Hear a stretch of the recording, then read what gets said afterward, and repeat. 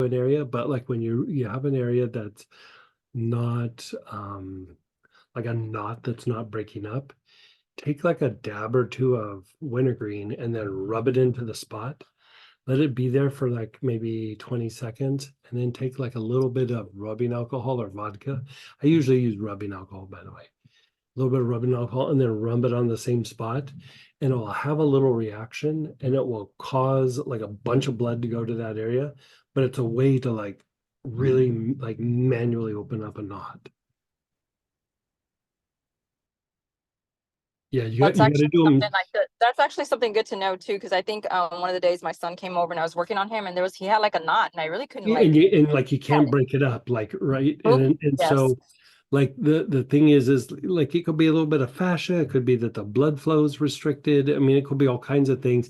It could even still be a little bit of neurological where the nerve is like making the muscle clamp down.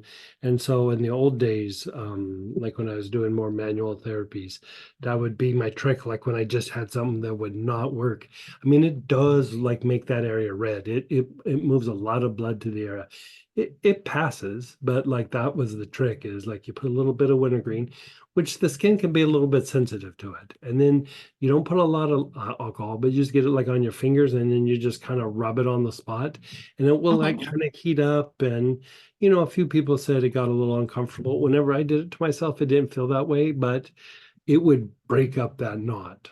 It would break it up in a way that, like if an area is tight, because like with that idea, I thought, well, my hamstrings are tight. I'm just going to throw it on my hamstrings like that.